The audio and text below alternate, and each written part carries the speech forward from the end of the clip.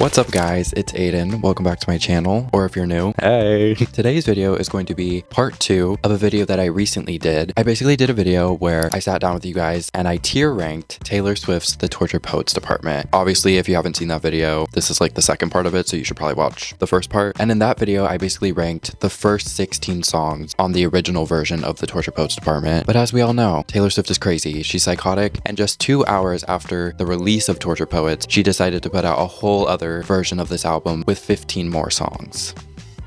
She's ridiculous. So in today's video, we're gonna sit down and rank the other 15 songs that are on this album. I said this in the first video, but The Tortured Poets Department is probably my favorite Taylor Swift album that she's ever come out with. I just love it so much and it means the world to me. I'm not gonna reiterate everything I said in the first video, but just know I love this album. And with that being said, this video is simply my personal opinions, okay? If there's a song on here that I maybe rank a little lower and you find that really offensive because you love the song a lot, then that's great. And I love that for you.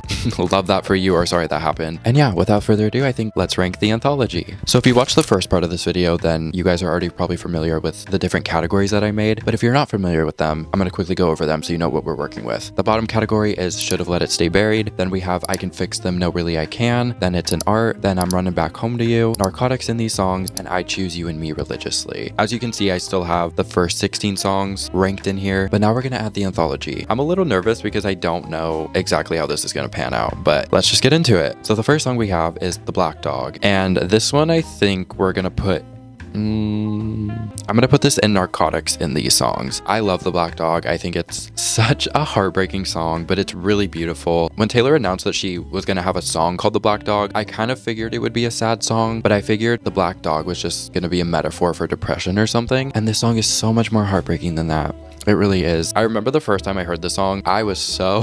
First of all, I was just overwhelmed because I was just given a whole new Taylor Swift album and then she decided to give me another Taylor Swift album. I was overwhelmed. But this song was so... It was immediately one of my favorites off the bat. I love the production. It's super intense and the lyrics are so devastating. This is honestly probably like one of the saddest songs of her career. And I love it and I think it's gorgeous. I do listen to the song a lot, but I don't listen to it as much as some of the other songs on this album, but it's still in the second category because one of the best songs on the album. I'm Gonna Get You Back. This one is also going into Narcotics in These Songs. This song is actually like literally a drug. It's so addicting. The harmonies, the melody, it's so good. And it's like a satisfying listen. I feel so strongly about this song. I think it's so good. The double meaning of I'm Gonna Get You Back, where she can't decide if she wants to punch this guy in the face or marry him. And honestly, that's so real and I love that for her. I feel like a lot of you guys like to sleep on songs where Taylor uses her higher register in the chorus, and I don't like that.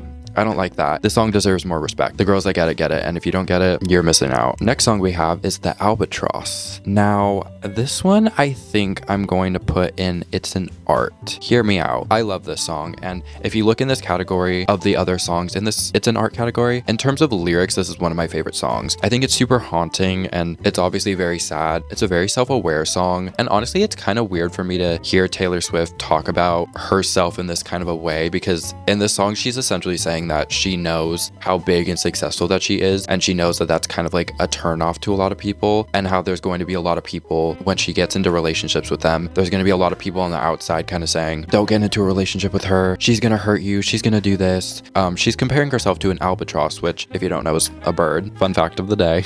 I love this song because it does sound like it immediately fits on Evermore, which actually that's kind of a common theme on a lot of the Anthology songs. Personally, I'm into it. I feel like this is the perfect category for it because I respect it for the art and I appreciate it for the art, but I just don't listen to it all the time. Next we have Chloe or Sam or Sophia or Marcus, or as I and Taylor Nation like to call it, Chloe and Oomphs. This is immediately going to the top of the top categories. This is one of the best songs on this entire album. Out of the 31 songs, it's a lot of freaking songs, but out of 31 songs, this is one of the best on the whole album. To me, this is the centerpiece of the album. If you're wondering what this girl is talking about in 31 songs and you just want to listen to one song and kind of get the idea, listen to this song. This song sounds expensive, and I think that that's like the best way to put it. The production, the lyrics, everything just sounds so rich and luxurious and expensive, and I love this song so much. Lyrically, I think it's one of the best songs of her career. People like to hate on Taylor and pretend that she's like not a poet, but this song is literally poetry. And if you don't understand what she's saying, then I think you're just stupid. Not stupid, but you're too stupid to understand what she's talking about. And that's all I have to say on that. Next we have How Did It End? And this... I'm gonna put this in Narcotics in These Songs. This song is so... It's so hauntingly beautiful. Immediately you're hooked in with those backing vocals. It's not even backing vocals, they're very front and center. But you're immediately hooked in with these unbelievably gorgeous haunting vocals. I don't know, I feel like I'm in like a castle, like a super dark academic castle. It has such a rich vibe to it, and I don't know if that makes any sense, but in my head it's making sense. I don't know, a lot of these songs just sound expensive to me, and I love that. And I think that's, not every artist can do that. No, they can't. Obviously the song is incredibly heartbreaking. One of my favorite things that Taylor Swift does as an artist is she gives songs kind of a double meaning. Not only in the song is she kind of painting the picture of everyone around her and the media and everybody honing in on her relationships and kind of asking how did it end, and being so obsessed with trying to figure out exactly how it ended. But also in the song, she's also like, I don't even know how it ended. How did it end? I don't know. And she's trying to figure that out and navigate that, and trying to do that while everybody else in the world is trying to do it. Obviously it's very taxing, and that's probably a mental challenge that most of y'all wouldn't be able to go I wouldn't be able to go through it for sure, but most people wouldn't be able to handle that. Gorgeous song, lyrically, melodically, production wise. I think this is an Aaron Dessner number, and I said this in the last video, but Aaron Dessner, you deserve a kiss on the mouth, and maybe more, maybe even more, because some of these songs are crazy. Next we have So High School, and okay, this is where people start probably getting mad at me. Okay, no, let's be nice. I like this song. It's going in, it's an art. I do like this song. I don't know, I kind of struggle with this song because it feels like an oddball. It kind of, I mean, it really doesn't fit with the rest of the album. Let me just say, Taylor Swift is allowed to do whatever she wants. Obviously, she put this song on the album because she felt it fit with the album, and she just wanted to. And honestly, that's the only reason in the world that she needs. If she wants to do something, this is her art. It's her prerogative. She can do whatever she wants with it. But for me, as a consumer, I do like the song. It just, again, it kind of feels like an oddball out, which isn't always a bad thing. I was talking about in the last video how I Can Do It With a Broken Heart kind of feels like a breath of fresh air. It's something new. It's something different from the original 16 songs. And so this song in theory is kind of the same thing, but I don't know. I like it though. Like, don't get me wrong. I like it. Like, I don't, you know, it's not that I don't like the song. I will turn it up and I do listen to it a lot, but it's just not one of my favorites. And that's okay. Maybe if I relate to it one day, then we can circle back and come back to this conversation. But for now, it's an art. Next we have I Hate It Here. Okay, everyone buckle up because I have a lot to say about this song. This is my favorite song on the Anthology, and honestly, I think this is tied with So Long London for my favorite Taylor Swift song of all time. I love this song so much, and more than anything, this song just means the world to me. I relate to every single lyric. If you haven't listened to the song, first of all, I'm so sorry, you're missing out. But if you haven't listened to the song and you don't know what it's about, it's basically a song talking about being so miserable and so unhappy with where you are in life that you have to go to these secret gardens in your mind where you imagine a life that you actually like to live. You get to live out your fantasies and live the life that you want with the people that you want, and everybody around you is just kind and nice and gentle. Ugh. I literally love this song so much. It means the world to me. I know there was some controversy with this song because of the 1830s lyric. There's basically a lyric in the song where she says, my friends used to play a game where we would pick a decade we wish we could live in instead of this. I'd say the 1830s, but without all the racist and getting married off for the highest bid. And it makes me so mad because people just took that lyric, and I don't even want to say took it out of context, because what are you talking about? Like, she's not even saying anything. Like, I think a lot of y'all lack media literacy and you don't understand writing, because she immediately follows up that lyric saying everyone would look down because it wasn't fun now, seems like it was never even fun back then. The whole point of that lyric literally fits in so well with the song, because she's literally saying that she has these ideas in her head of what she wanted her life to be, and when she's explaining it to other people, they're all kind of just looking at her being like, what the fuck are you talking about? Like, that's not, why would you want to live in the 1830s? Racism was very much alive, women didn't have rights, and that's like the point of the song, not the racism and like getting married off for the highest bid, but the whole point is that a lot of the times your dreams don't make sense to other people, and when you try to explain that to them, you get met with a very weird response, which is so ironic because that's literally what happened when the song came out. Again, if you understand the song, then first of all, I'm so sorry, it's a heartbreaking song, but if you understand the song, then congrats, you understand literacy and you have a reading level above a 4th grader. So, okay, next we have Thank You, Aimee, and I'm going to put this in Should Have Let It Stay Buried. Here's the thing, I'm not one of those people who thinks that Taylor Swift should just let the whole Kim and Kanye situation go. I think telling Taylor that she needs to let it go is kind of ridiculous. She was completely wronged by these two people, and at the end of the day, this situation or not, she's allowed to talk about whatever she wants. I'm fully supportive if she wants to keep giving Kim and Kanye a whacking, because I think they deserve it, but but for me as a listener, it's kind of getting to the point where I'm not hearing anything new about the situation. I think if I was hearing stuff like new information about it, then I'd be a little more interested in what's happening. And you know, I do appreciate like the reflectiveness of the song and how she's able to look back at the situation and even thank Kim, even if she's saying F you, Kim, but like also thanks. Kind of. I don't know. It's not my favorite song. Again, I'm not saying that I don't like it because she just needs to drop the situation. If I was her, I wouldn't drop it either. I love holding a grudge, and I would hold this grudge for the rest of my life because they really did a number on her. But this song specifically, it's just not my favorite. I also think too, like, I think the realty that we're gonna hear about the Kim and Kanye situation is in the Reputation vault tracks. That's what I'm seated for. Thank you, Aimee, and we'll talk about Cassandra in a little bit. They're fine, but the Reputation vault tracks, I feel like she probably has some crazy shit to say, and I'm seated for that. The next song we have is I Look in People's Windows. I love this song. It's a very short song. I think it's barely over 2 minutes, or it's just 2 minutes. I'm gonna put this in I'm Running Back Home to You. I don't listen to the song all the time, but I do think it's so unbelievably pretty. I love the production, and it's just a cute little girl. I don't have much to say about this song, but I do love it, and I think the lyrics are painfully relatable. The next song we have is The Prophecy. Now, I'm putting this one, I think I have to put this in Narcotics in these. Oh, girl.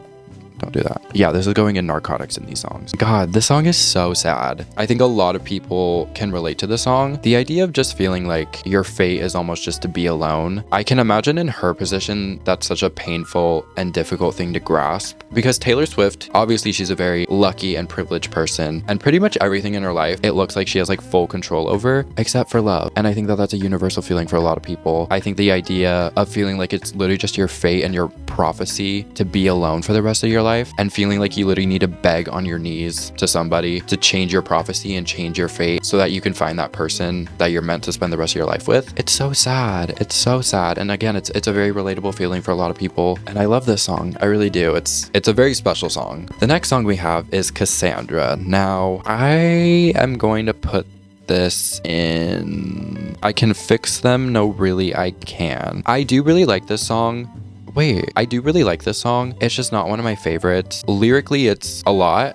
Again, this is kind of talking about, I don't even know that it's specifically talking about the Kim and Kanye situation. I know that's part of it, but I think this idea of dogpiling on someone and having the whole world like treat you like you're a witch that needs to be burned at the stake is a feeling that Taylor has been through one too many times. And it's also a feeling that I think a lot of people can also relate to. Obviously not on the stature of Taylor, but this idea that nobody's listening to you and nobody's believing you and they're all looking at you like you're fucking crazy. I do like this song, but I feel like this is the perfect category for it because I think if it was maybe a little more exciting production wise, then I could get behind it more than I do. It's not that I can't get behind it. I do like the song, but we have some divas on this album and it just doesn't hold up for me personally. Next we have Peter, and this is going straight into Narcotics.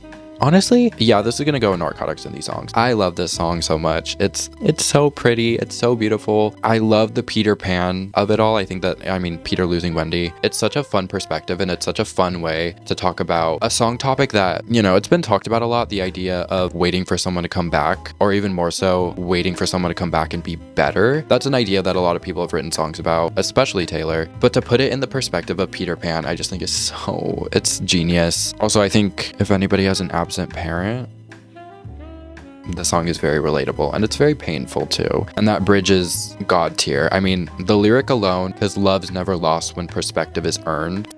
Like, damn. I love this song. It means so much to me. Speaking of songs that mean so much to me, we have The Bolter, which is immediately going into the top of the top categories because I love this song. Again, this is one of my favorites on this entire album. Oh my God, I relate so much. I really do. And that's not a good thing, I know.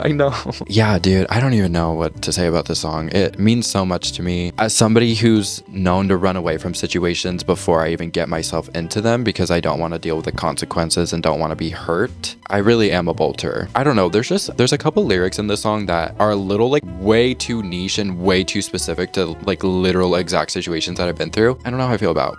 It really is like, I feel like she put a chip in my room or something because she has to be listening to my life or watching my life, because why would you write this song? But there really is escape in escaping. There really is. And I love that. I love that so much. I almost want to get it tattooed. I can't even talk about the song. Speaking of songs that I can't really talk about, more so with this one, I just don't really have that much to say, is Robin. Now, this is going... You guys are going to be so mad at me. Okay. Again, she is allowed to do whatever she wants. It's her art. It's her prerogative. She can do whatever she wants. I just don't really understand why this is on the album. It doesn't add anything to the story of the album. For me personally, if you guys feel differently and you want to explain maybe why this is on the album, then let a dude know. But I don't really understand it. I don't even think the song is bad. It's just kind of like, it's just kind of nothing to me. It's not exciting. It's not boring. It's just kind of there. I think if you're a parent, then maybe the song is more relatable. I've seen some like parents on TikTok being like, this is my favorite song. That's the thing though, is like for every song out there that I maybe don't love as much, there are literally 500,000 people out there that think it's the best song of all time and that it's their favorite song on the album, which is very cool. I mean, art is subjective, obviously. I just don't really understand the song, for me personally. And the final track, 31st song on this very, very long, incredibly long, beautiful though, beautiful album, we have The Manuscript. And this is going... I think it's going in, it's an art. The thing about this song is that I love this song so much lyrically. It's so unbelievably pretty. And the fact that there are 30 plus songs on this album, essentially just talking about how miserable and how tortured she's been and how much her life has fucking sucked. And honestly, how much she's literally wanted to herself. To summarize the entire album with a song like this where she's essentially just saying, I have finally gotten to a point from writing all these songs that I can now look backwards and realize why I went through it all. And at last, she knew what the agony had been for. And it's a message that I relate to very heavily, and I think a lot of people can as well. I don't even necessarily mind the slow production on this song. It's a very slow song. It's very, very slow. I don't even mind it necessarily. I think it kind of works. I just have it at this category. Actually, wait, why did I put this here? This is not on the same level as So High School. This is getting bumped up. Yeah, this is going into I'm Running Back Home to You. I just really appreciate this song. So this is officially my full ranking of the entire 31 song The Torture Poets Department, including the Anthology. I think this video is definitely going to be more controversial than the first video I did because I guess I did have some more negative opinions on the Anthology. I love this entire album though. If you know me, you know that I literally listen to this album every single day. Yeah, this album is top tier to me, dude. I don't know. It's just beautiful. I love the storytelling, and that's really what I'm about. I love lyrics, I love storytelling, and this album really does it for me. So with that, I just want to say thank you guys for watching this video. It means the world to me. Thank you for all your support. I love you so much, and I will see you guys very soon with yet another video.